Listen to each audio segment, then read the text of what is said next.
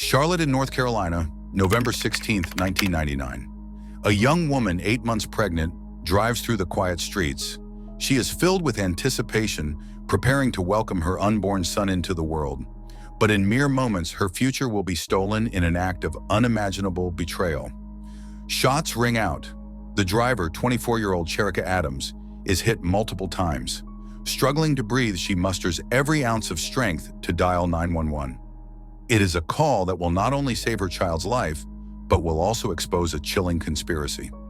"I'm 8 months pregnant. I'm having trouble breathing. I've been shot." These were some of Cherica Adams' final words to dispatchers as she described the unthinkable. She named the father of her unborn child, former NFL player Ray Caruth, as the last person she saw before the ambush. But how did she get here? To learn that, let's go back in 1998. Cherica Adams, a 22-year-old aspiring real estate agent and former model, met Ray Caruth, a young wide receiver for the Carolina Panthers. Caruth was living the dream. Drafted in the first round of the 1997 NFL Draft, he was a rising star with fame, fortune, and a future filled with potential. Cherica, ambitious and independent, was drawn into Caruth's world. Their relationship was casual, not a fairy tale romance. But when she became pregnant in early 1999, she embraced the new chapter ahead. She was ready to be a mother. When Cherica Adams told Ray Caruth she was pregnant, she expected hesitation, maybe even shock. But what she didn't expect was rejection. For Ray Caruth, fatherhood was not part of the plan. Caruth made it clear he didn't want the baby. He pressured Cherica to have an abortion, telling her that he wasn't ready to be a father. But Cherica refused. For Caruth, the news was more than just an inconvenience. It was a threat. He was already paying child support for another child. Yes, you heard it right. Before Cherica Adams, Ray Caruth was already a father. He had a son, Ray Caruth Jr., from a previous relationship with a woman named Michelle Wright. Michelle Wright had taken Ray Caruth to court for child support, and in 1999, he was ordered to pay $3,500 a month. It's a complaint to establish paternal relationship and a request for child support and visitation. And is that your name and your signature on the back of it? Yes, it is. We went broken up. Our relationship was over. And was he paying child support at that point? No, he wasn't. I'm sorry? No, he wasn't. And at that time of the complaint, how old was your son? 2. That's right. Did you and little Ray ever have to undergo a paternity test? Objection to the lead. Overruled. Yes, we did.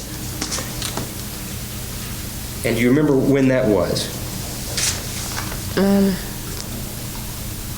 little after I filed, because he gets a chance to respond, and that's what he I know asked. it's hard, but I'm going to need you to speak up a little louder. A little after I filed, because he gets a chance to respond, and that's what he asked. So. Okay. When you said that's what he asked, who you referred to? Ray. Who is? So who requested the paternity test? Ray.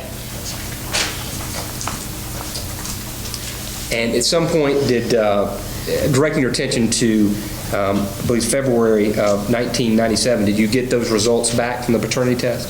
Yes, I did. And who was determined to be the father? Ray. Was there ever a hearing regarding child support? There was a hearing.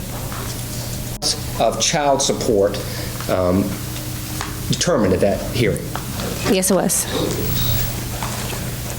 And was it set by the judge? It was set by the judge, yes. And do you remember what that amount was? $5,550. And was there a trust fund established by the judge? Yes, the judge did establish a trust fund. How much of that was to go into the trust fund? $3,050. To this line of questioning. The objection's overruled. $3,050 to the trust fund. And then how much would be just regular support coming to you and your son? $2,500. And was that monthly? Yes, it was. And did that start in November of 1997? Yes, it did.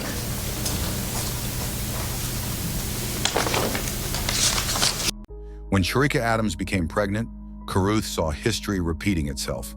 Another child meant more money out of his pocket, more legal battles, and less control over his future. So rather than taking responsibility, Caruth turned to a deadly solution, one that would change life for man. He reached out to Van Brett Watkins, a known felon and hitman. He didn't just want to walk away, he wanted to erase the problem entirely. On the night of November 16th, Caruth lured Cherica out under the pretense of a date. They went to the movies, and afterward, he led her down a secluded road in his car. Then, without warning, Caruth slowed down, just enough to force Cherica to stop behind him. Before she could react, a car pulled up beside her. 4 bullets tore through her body. As she gasped for breath, her killer sped away, and so did Ray Caruth. And that's when she made that 911 emergency call, a lost hope of survival. Doctors fought to save her life, but they knew her chances were slim. The focus shifted to her unborn child. An emergency C-section brought baby Chancellor Lee Adams into the world, 10 weeks premature but alive. Cherica held on for 4 more weeks, slipping in and out of consciousness. But the damage was too great. On December 14th, 1999, she lost her battle. Cherica Adams was gone, but her son survived, a miracle child left to carry the weight of his mother's tragedy. But fight for justice wasn't over yet. After Cherica Adams' tragic death, investigators quickly focused on Ray Caruth, knowing that Cherica had named him in her 911 call. But proving his role in the murder wouldn't be easy. At first, Caruth acted innocent. He even posted bail and went into hiding when Cherica passed away. For a month, he was on the run, until police found him hiding in the trunk of a car in Tennessee. Watkins testified that Caruth hired him for a hit $6,000 to make Cherica Adams and her unborn child disappear. He told me that he was having a problem with his girl. He told me that she was pregnant and that she didn't take the money he offered her to have an abortion. He wanted her beat up to the point where she aborts the child. So I asked him, how much are you willing to pay to have the child aborted? He said $3,000. I doubled it and I said $6,000. He's a piece of shit. He wanted his girlfriend beat up. But if he paid me enough, I'll beat her up. He wanted her killed, Watkins later told the jury. He didn't want to pay child support. That's why she's dead. After weeks of trial, the jury reached a verdict. Caruth was found guilty of conspiracy to commit murder, shooting into an occupied vehicle, and attempting to destroy an unborn child. Your foreperson has handed out verdict sheets which read as follows. We, the jury, return the unanimous verdict as follows, that the defendant, Ray Lamar Caruth, is guilty of discharging a firearm into occupied property, guilty of using an instrument with intent to destroy an unborn child, guilty of conspiracy to commit murder of Cherica Adams, but not guilty of the first-degree murder of Cherica Adams. But he was acquitted of first-degree murder, meaning he avoided the death penalty. He was sentenced to nearly 19 years in prison. It wasn't a life sentence, but it was justice in the eyes of many. While Caruth served time, Chancellor Lee Adams grew up, raised by his grandmother, Sandra Adams.